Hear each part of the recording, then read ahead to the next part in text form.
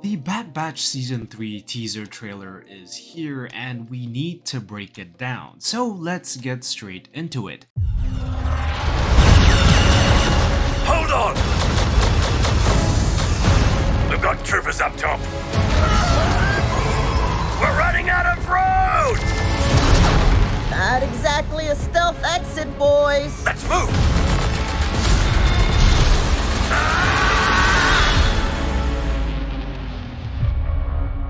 I thought that the end of the war would mean an end to losing more of our brothers. The trailer starts with the Bad Batch having hijacked a HVw A6 Juggernaut, or also known as a turbo tank. And if we slow down the footage, we can actually see that they seem to have broken past some sort of checkpoint on the bridge.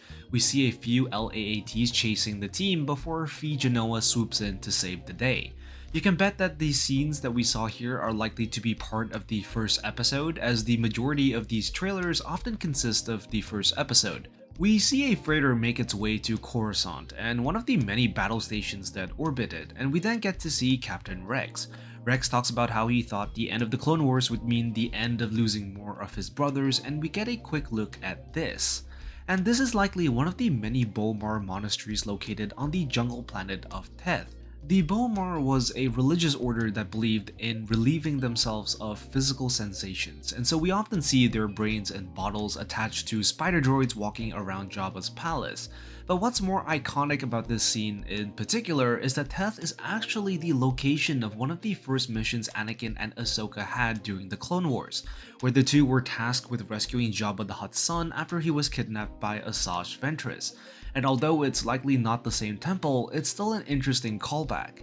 We then see a Crash Republic attack shuttle, and I'm not too sure where this one is located. But what is interesting is that we see two figures and a dog of some sort walking away from the wreckage. I was wrong. We can't just walk away. Not with the Empire imprisoning the kid. Secure her in a cell.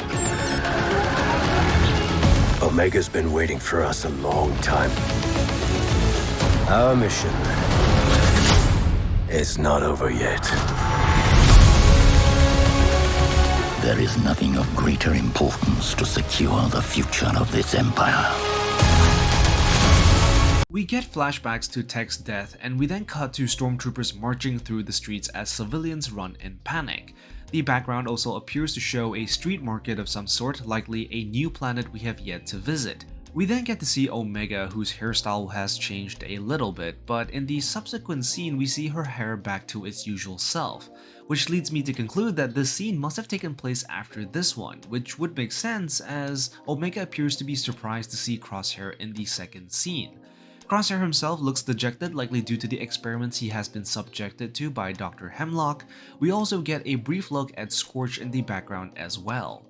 Omega gets scanned as she is looked on by her sister, a revelation that we found out at the end of Season 2.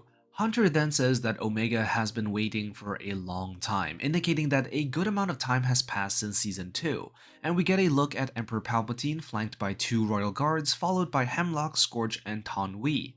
Palpatine talks about the future of his empire, likely referring to Hemlock's experiment on the clones, and we get a hint at what this could be with the next shot of another Clone X. This one is called CX-1. In the previous season, we saw this type of clone during Senator Chuchi's assassination attempt, and these clones have been conditioned to the point where they are fully loyal to the Empire. And unlike regular clones, there is not much morality behind them. Now, as we know, the previous one ended his own life, and so to see another one here would suggest that one of the projects Hemlock might be working on is full mind control of clones in an attempt to make them fully loyal to the Empire. Given that this one is called CX-1, it does lend to the idea that this is still a blossoming project, a project for a much stronger and longer lasting form of control than what the inhibitor chips could have previously managed. Whatever is needed to accomplish this goal, you will have it.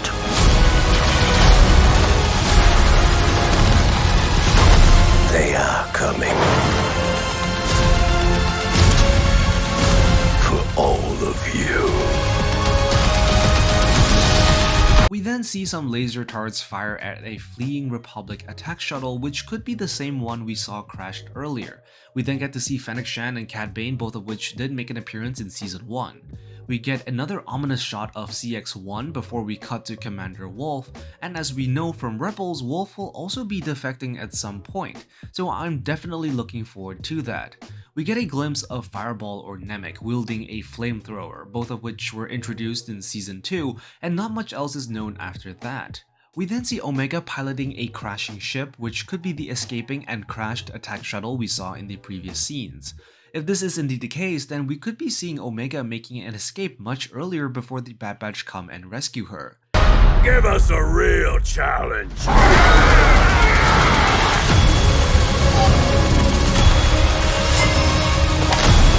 Everyone, down! We're not big on following orders. I wasn't planning on killing you, but you're making it very tempting.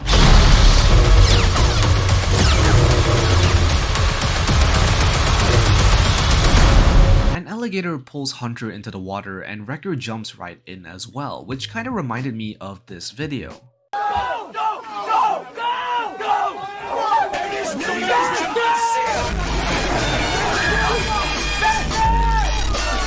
We then get to see two clones run out, and one of them appears to be dressed in purple, which would make him part of the 187th Legion, which was led by Mace Windu himself. At least I think it's purple, but it could also be blue due to the lighting. And in the back we see another clone in stripes of red, which would make this one part of the Coruscant Guard. So it's pretty clear that more clones will be defecting during this season, and what's even cooler after this is that we get a shot of Hunter and Wrecker, but just out of sight with only the barrel of the gun shown is Crosshair. This is very likely the sniper Crosshair uses, which would mean that by this point, Crosshair has officially rejoined the team. We see a dog-like creature attack a stormtrooper, which could also be the same one that we saw in the wreckage earlier, once again possibly linking Omega's escape with the attack shuttle.